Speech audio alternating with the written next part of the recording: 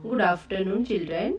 Today, in our English period, we are going to learn our second fable. Second fable's name, The Town Mouse and the Country Mouse. So, open your book, page number 39. The Town Mouse and the Country Mouse. Town Mouse means शहर का चूहा. Country Mouse means देहात का चूहा. ठीक है.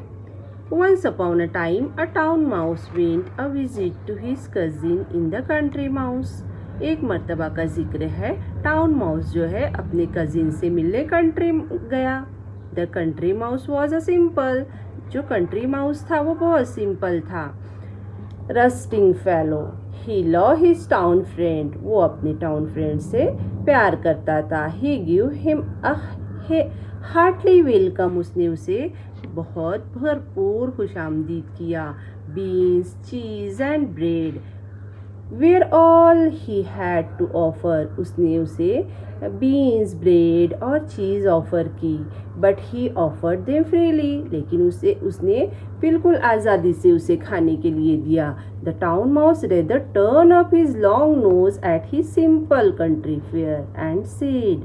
Town mouse जो था उसने अपनी नाक को लंबा किया. सूंघते हुए उससे कहने लगा, आई कैन नॉट अंडरस्टैंड. मेरी समझ में नहीं आता cousin, how you can put up this poor food. तुम ये सादा सा खाना किस तरह खा लेते हो. But of course you can not expect anything better in the country. लेकिन तुम कंट्री में इससे ज़्यादा अच्छा कुछ सोच भी नहीं सकते. Come with me and I will show you how to live. तुम मेरे साथ चलो और मैं तुम्हें बताऊंगा कि किस तरह रहा जाता है. When you see town life. जब तुम शहर की ज़िंदगी देखोगे, you will wonder how you could ever live in the country. तुम्हें समझ में आएगा कि तुम किस तरह से कंट्री में रह लेते हो. No sooner said the done then done. और जल्द ही उनका फिक्स हो गया. The two mice set off for the town and arrive at the big house where the town mouse live in a hole. जल्द ही वो एक बड़े से घर के सामने पहुंच गए जहां पर टाउन माउस एक होल में रहता था. You will want some refreshment after our long journey. तुम्हें इतने लंबे सफ़र के बाद कुछ रिफ्रेशमेंट चाहिए होगा. Said the polite town mouse. Town mouse ने पोलाइटली आहिस्ता से नरमी से कहा. And took his friend into a grand dining room.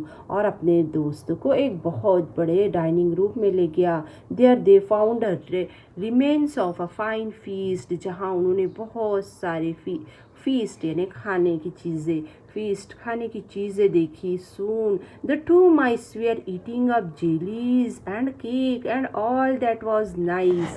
और जल्दी ही दोनों खाने लगे केक, जेली और बहुत सारी अच्छी अच्छी चीज़ें जो वहाँ पर डाइनिंग रूम में मौजूद थी. Suddenly they heard gruelling and barking.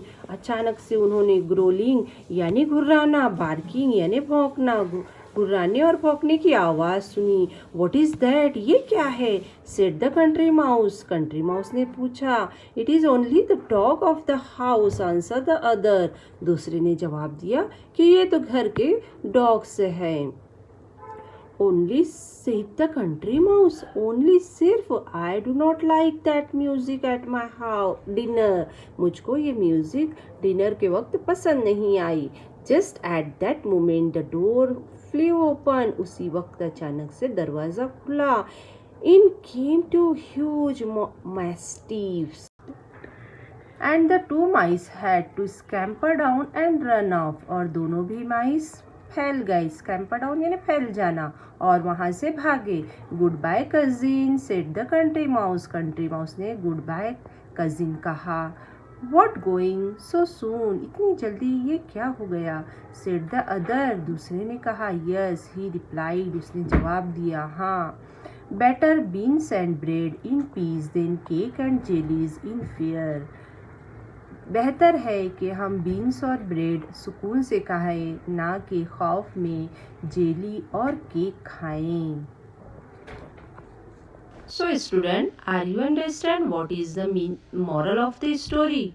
हाँ, मॉरल ऑफ द स्टोरी ये है कि हमें कोई भी अच्छी से अच्छी चीज़ खौफ में, किसी के डर से खाने मिले, उससे बेहतर है कि हमें आज़ादी के माहौल में बगैर खौफ से सादा खाने मिले। ठीक है friends, you should read carefully and try to write in a good handwriting and send me on WhatsApp. Thank you, students.